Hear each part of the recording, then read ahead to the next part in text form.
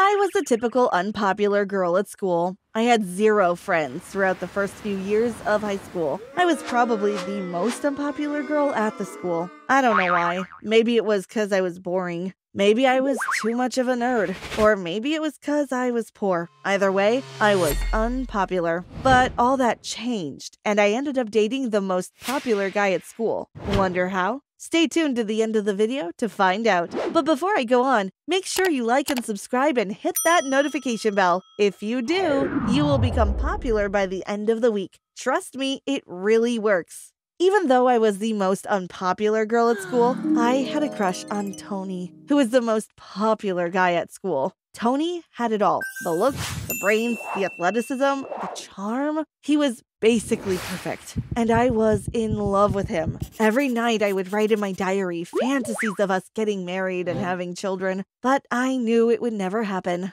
A guy like him could never be into a girl like me. All of the girls had a crush on Tony too. They didn't hide their feelings and always flirted with Tony every time he was around. Tony also had a new girlfriend every other week, and he went through girls like my dad goes through old Western movies, fast. I guess that should have been a red flag to me, but I was too clouded by my love for him to know better. Anyways, one day I decided to write Tony a love letter. I went to the library and wrote down the first few sentences. It went like this. Dear beloved Tony, my love, it is time you know who your biggest admirer is. It's me, Samantha. I have been in love with you since I first laid eyes on you. I know you probably don't know who I am since I am so unpopular, but if you give me a chance, I can be the best girlfriend you've ever had. I'll do everything you want. Once you get to know me, you never know. Maybe you'll love me too. Please tell me if you feel the same way.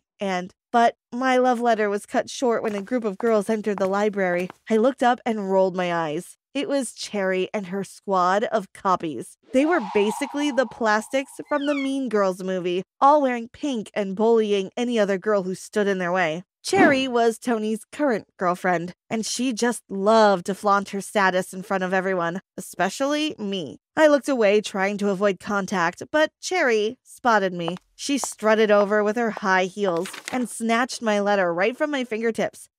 Finders keepers, she sneered. Then she started reading the letter and showed it to her friends too. They all burst out laughing. Tony would never date you in a million years. You're so pathetic, said Cherry. You brat, I yelled, and I ran out of the library, but I was already crying. I ran all the way home and went into my room. I'll show them, I thought. Tony would totally date me. And so I devised a plan that would surely make Tony date me. I searched online for actors, and I found a guy who said he was willing to do anything for me. I called his number and explained the plan to him. He was charging me a hefty $1,000, but I was willing to do anything to get Tony to date me and prove that stupid Cherry wrong. I transferred the money and the deal was done. The plan would take place the next day. Tony and I happened to live on the same street, so sometimes I would see him when I walked home from school. Sure enough, the next day I spotted him and ran up to him. Hi, Tony, I said nervously. Oh, he looked surprised. Hi, Samantha, I said. Oh, yeah. Hi, Samantha. We walked in silence for a few more moments when suddenly a car came flying around the corner and headed straight towards us. Tony was looking the other way and didn't notice. The car was heading straight towards him. He was gonna get run over. Tony, look out! I yelled and dived forward and barreled into him. Tony turned and spotted the car, and then I pushed him out of the way just in time. The car flew past, narrowly avoiding us. That was a little too close, I thought to myself, and then turned to Tony. He was looking at me strangely, and then he spoke. You saved my life. I laughed nervously. Yeah, I guess so, I replied. And then I just went for it. Look, Tony, I really like you. Will you go out with me? Tony looked shocked, but then he smiled. After you just saved my life? Of course.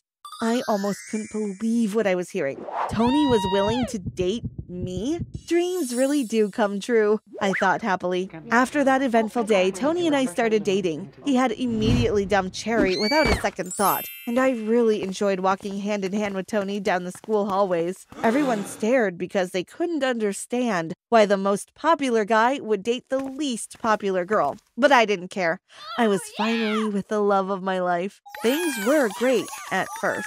Being with Tony instantly raised my popularity level at school. Other girls started to speak to me because I was Tony's girlfriend, and I even made a few friends. Well, I knew they weren't my real friends, but still, it felt nice to be liked and appreciated. I sat at the popular table at lunch, and all the while I could feel Cherry's deadly stare behind me from the other table. Cherry had been demoted from the popular table since she wasn't Tony's girlfriend anymore. I relished in her hatred.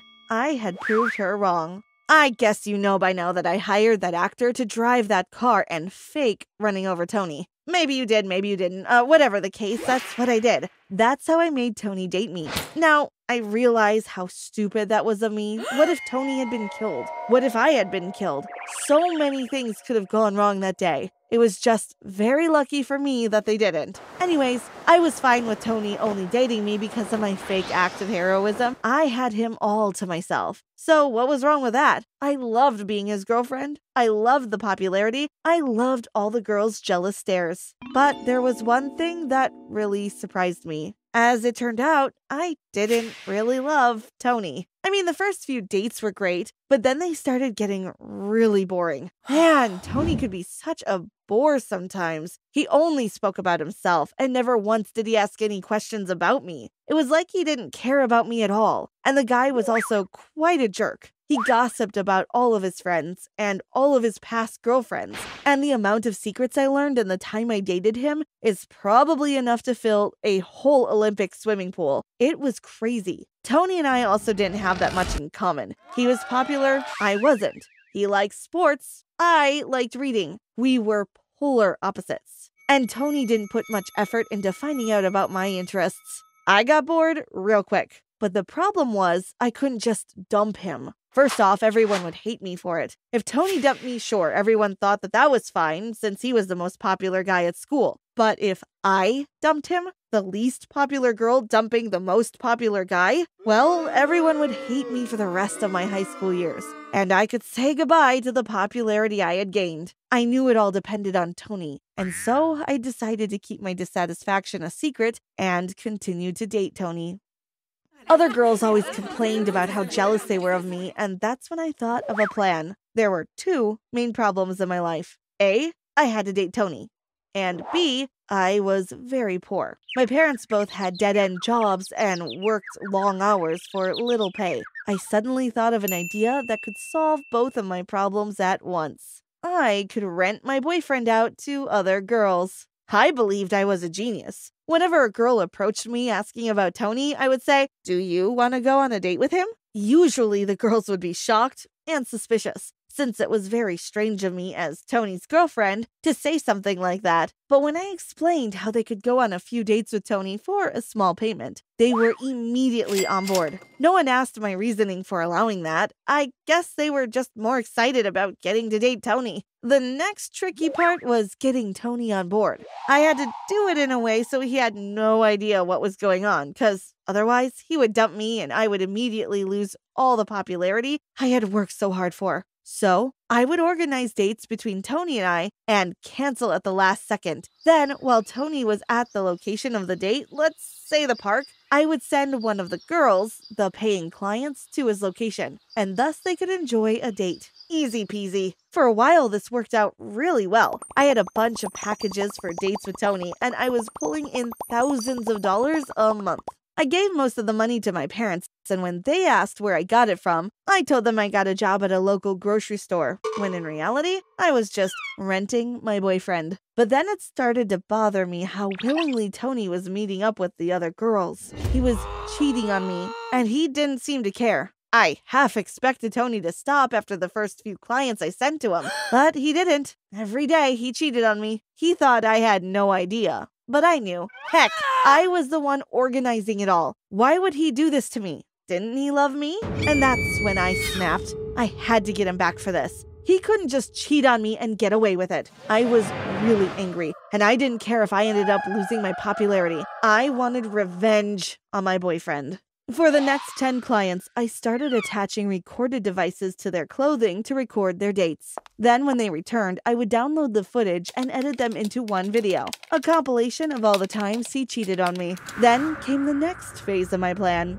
Tony and I were at someone's birthday party. There was a movie playing on screen, but suddenly I stepped up to the computer and inserted a USB. I looked at everyone and shouted out loud, "Tony, I know you're a cheat!" "What?" cried Tony in confusion. "I'm not a cheater."